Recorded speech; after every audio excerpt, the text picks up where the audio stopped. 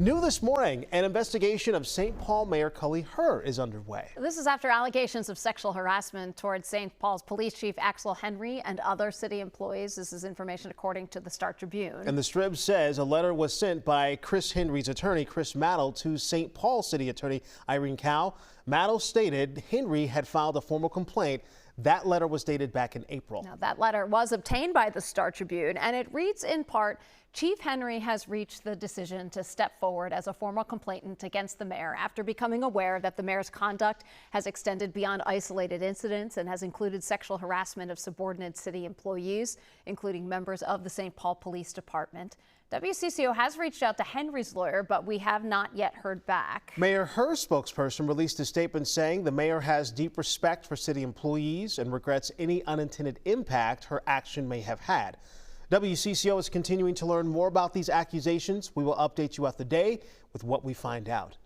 We are 1 week away from the planned closure of St. Paul's largest homeless encampment. But there's still some conflict, I should say, for those in the area on how to best prioritize safety and shelter for people involved. Let's check in at the live desk. Our Barrett Leone joins us now with hearing concerns from both sides, along with this new data, Barrett, on how police are being called to this encampment. How often? Yeah, well, the countdown is on until August 5th. That's when the city says they'll start these closures. And there are a number of concerns with the plan, some residents even calling for a pause. In all, the city says about 220 people live in the 3 major camps in St. Paul, majority in Pigs Eye Park, which is roughly home to 140 people. City leaders estimate another 80 people live at the next 2 biggest encampments. The problem, according to the city, is that those 3 encampments are not safe and responsible for more than 850 911 calls over the past year. Concerned residents, elected officials, and people living in those camps met for a forum last night. Many are wondering why the city would move forward without enough shelter beds, and some are criticizing what they call a lack of outreach from the city. At times, things did turn contentious. One Ramsey County commissioner expressed some doubt in the plan. I'm not going to sit here and lie to you and say it's going to be successful. We're going to do our best. We will try across the board. The bottom line is, regardless of how much money there is out there, there aren't enough beds today to purchase and housing. And so we're looking at other solutions of how we can move forward. Ramsey County commissioners did vote to partner with St. Paul yesterday and accept more than $1 million in city funding to expand shelter beds. I'll have those details in the next half hour. Yeah, we know it's a very complicated issue here. All right, Barrett, thank you.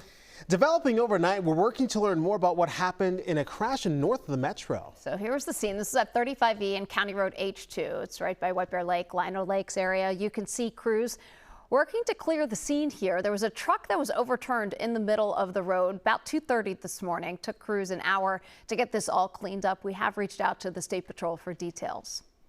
Another escalation in the U.S. war with Iran. The Department of Defense says that American and Saudi forces have launched joint strikes on Iran's proxies in Iraq. CBS News' Jared Hill tells us this comes as the U.S. also says it thwarted an Iranian missile attack targeting American troops.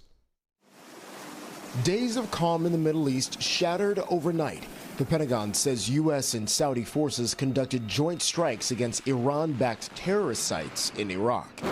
U.S. Central Command says it intercepted an attempted surprise Iranian missile attack aimed at American troops in the region. President Trump repeated this warning on Fox News Tuesday morning. If they don't make a deal, then I go back and I finish the job. Control over the Strait of Hormuz is still a key issue. Iran's Revolutionary Guard Corps says it struck 3 oil tankers in the waterway. President Trump has threatened to use frozen Iranian assets to recoup the costs. We're going to use Iran's money to pay for the damage they did. Iran's military says it won't allow any ships to pass through the area that are associated with countries or companies that use those frozen funds. The conflict was at the forefront of President Trump's meeting with the leaders of Ukraine and Israel Tuesday, which the White House says were positive and productive. Israeli Prime Minister Benjamin Netanyahu described his roughly 90-minute sit-down with the president as one of the best conversations they've had, adding that there was a, quote, understanding of the mutual goal that Iran does not have nuclear weapons. The meeting came hours after President Trump expressed frustration with Netanyahu on Fox News, saying the Israeli prime minister was applying public pressure because he wants the U.S. to stay involved in the war. Jared Hill, CBS News. There's a first-of-its-kind law here in Minnesota that's facing a new challenge, and that challenge coming from Elon Musk trying to stop the ban on AI-powered notification apps. Musk founded artificial intelligence company xAI. The company filed a federal lawsuit over the ban. xAI says it strictly prohibits users from making sexualized content without consent, but claims Minnesota's law is too broad and violates free speech.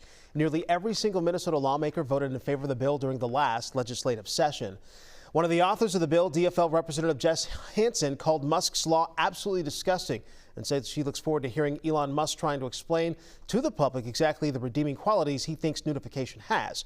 And Governor Tim Walz chimed in on social media saying, "See you in court, creep." Minnesota's Attorney General has 3 weeks to respond to the suit. There is a press conference at the state capitol today to highlight Minnesota's notification ban. As we mentioned, new law was supposed to take effect this Saturday, August 1st, but again, this lawsuit could change all that. We'll follow the case and how the state responds. A government agency Elon Musk used to help lead may have impacted Minnesota's Northland wildfires. According to the Washington Post, a $10 million Biden-era grant was supposed to help the Superior National Forest remove dead trees and undergrowth to prevent future wildfires. But then last year, the Department of Government Efficiency, or DOGE, they delayed the grant, it says, to review whether they were connected to diversity or climate initiatives. When DOGE came on board, they literally said, pause, stop work.